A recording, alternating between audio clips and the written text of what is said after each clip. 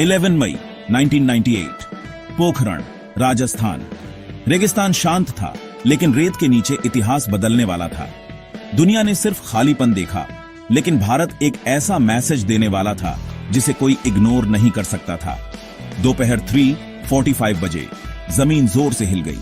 भूकंप नहीं, बल्कि इंसान की बनाई हुई ताकत। रेत का एक गुब्बार आसमान में उठा।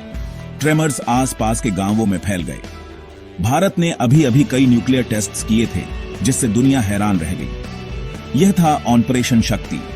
वैज्ञानिकों, इंजीनियरों और सैनिकों का सालों का सीक्रेट काम, सब एक ही मकसद के लिए, भारत को मजबूत और आत्मनिर्भर बनाना। दुनिया की सबसे एडवांस्ड सर्वेलेंस को कुछ भी पता नहीं चला।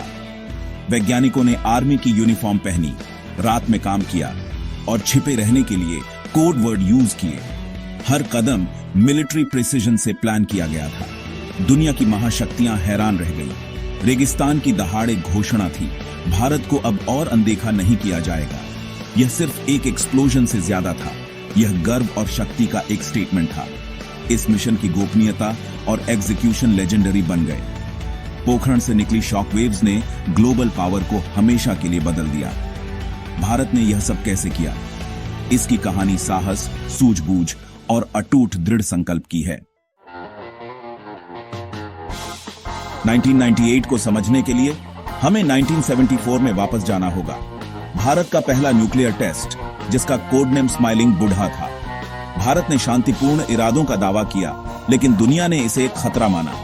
इस टेस्ट ने भारत को यूएन सिक्योरिटी काउंसिल के बाहर पहला ऐसा देश बना दिया जिसने परमाणु परीक्षण किया। ग्लोबल पावर्स, खासकर अमेरिका, ने अलार्म और शक के साथ रिएक्ट किया। भारत के परमाणु विकास को रोकने के लिए न्यूक्लियर सप्लायर्स ग्रुप बनाया गया। इसके बाद सैंक्शंस लगाए गए, जिससे भारत अलग थलग पड़ गया और जरूरी टेक्नोलॉजी से कट गया। हार मानने के बजाय भारत ने अपनी कोशिशें दुगनी कर दी। आत्मनिर्भर बनने के लिए दृढ़ संकल्पित। वैज्ञानिकों ने लिमिटेड रिसोर्सेज के साथ काम किया, सब कुछ जीरो से बनाया। दुनिया के दबाव ने भारत के संकल्प को और मजबूत किया। स्माइलिंग बुढ़ा एक साहसिक पहला कदम था, लेकिन इसने भारत को एक कड़ा सबक सिखाया। ताकत सम्मान दिलाती है। इससे बड़े काम के लिए स्टेज तैयार हो गया था। परमाणु स्वतंत्रता का सपना बना रहा, आइसोलेशन में भी। भारत ने सीखा कि दुनिया ताकत का सम्मान करती है, सिर्फ अच्छे इरादों का नहीं।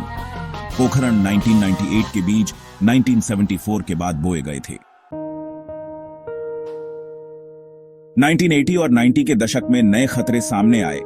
उत्तर में चीन, पश्चिम में पाकिस्तान।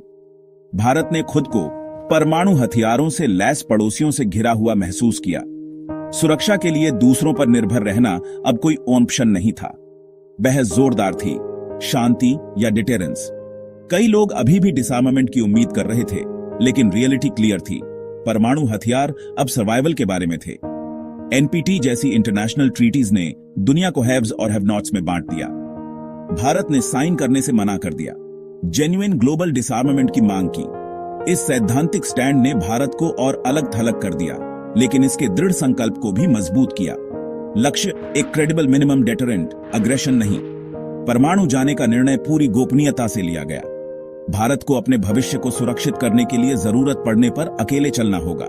पोखरण अपने अगले चैप्टर का इंतजार कर रहा था। 1998 के टेस्ट की प्लानिंग गोपनीयता का एक मास्टर क्लास थी।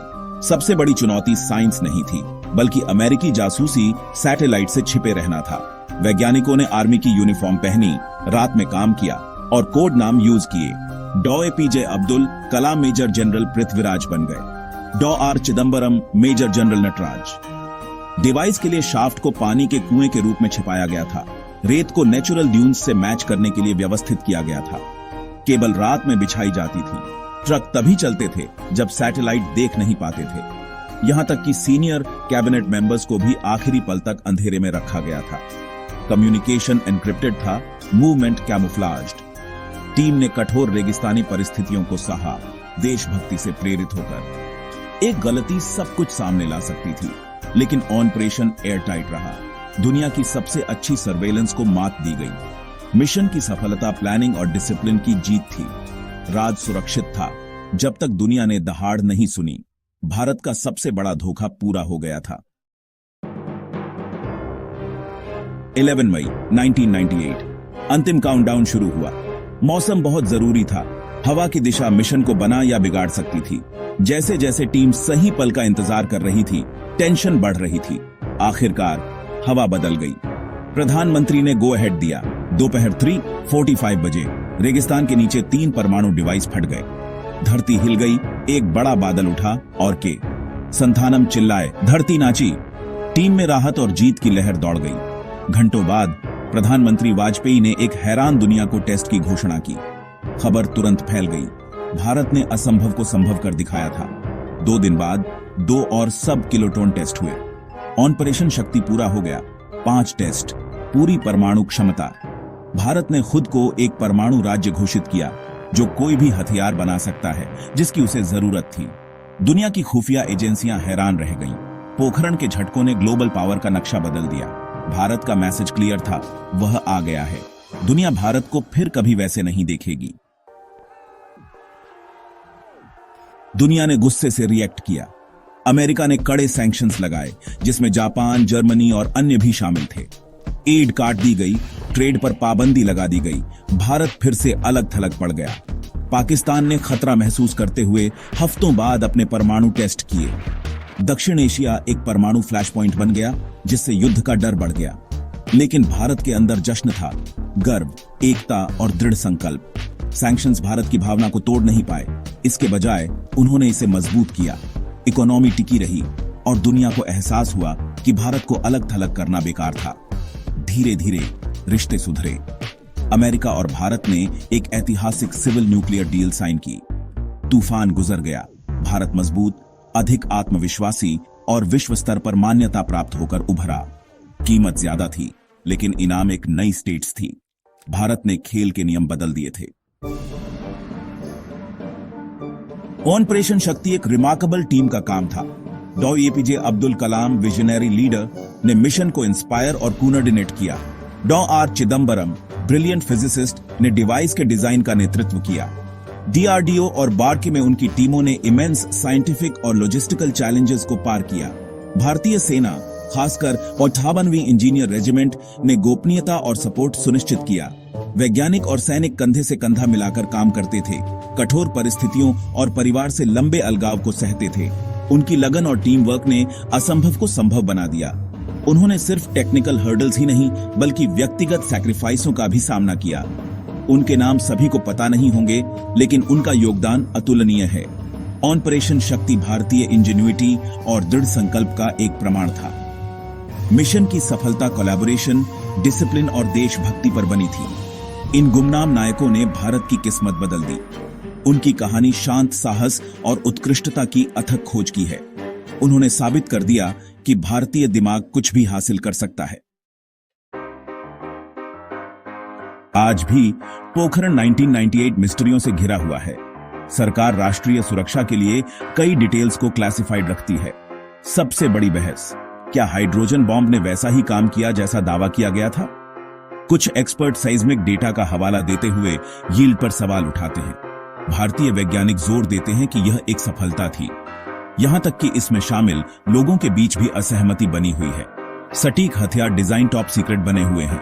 भारत ने सैंक्शंस के तहत यह सब कैसे हासिल किया? जवाब बंद है। पॉलिटिकल डिसीजन मेकिंग डिटेल्स भी छिपी हुई है। पूरी कहानी शायद कभी पता न चले, जिससे पोखरण का लेजेंड और बढ़ जाता है। रहस्य केवल इतिहास में इसकी जगह को गहरा करते हैं। पोखरण 1998 सिर्फ एक टेस्ट नहीं था, यह एक टर्निंग पॉइंट था। भारत ने एक कॉन्फिडेंट, इंडिपेंडेंट पावर के रूप में अपनी उपस्थिति की घोषणा की। टेस्ट ने स्ट्रेटेजिक ऑटोनॉमी और सेल्फ रिलायंस दिखाई। ऑपरेशन शक्ति ने गर्व और संभावना की एक नई भावना को इंस्पायर किया। भारत ने नो फर्स्ट यूज पॉलिसी और आगे के टेस्ट पर मोरेटोरियम की घोषणा की। रिस्पॉन्सिबल बिहेवियर ने भारत को ग्लोबल एक्सेप्टेंस हासिल करने में मदद की। परमाणु डिटरेंट ने एक वॉलेटाइल रीजन में स्टेबिलिटी लाई। पोखरण की कहानी साहस, एकता और विजन का एक सबक है। यह साबित करता है कि सच्ची ताकत अंदर से आती है। जब एक राष्ट्र दृढ़ संकल्पित होता है तो कोई भी बाधा इनसरमाउंटेबल नहीं होती। 1998 के झटके आज भी गूंज रहे हैं, भारत को अपनी क्षमता की याद दिलाते हुए। पोखरण की विरासत एक नया भारत है, मजबूत, कॉन्फिडेंट और दुनिया के लिए तैयार। अगर आपको यह वीडियो महत्वपूर्ण लगा तो लाइक, शेयर और सब्सक्राइब करें। यह कहानी सुनने लायक है।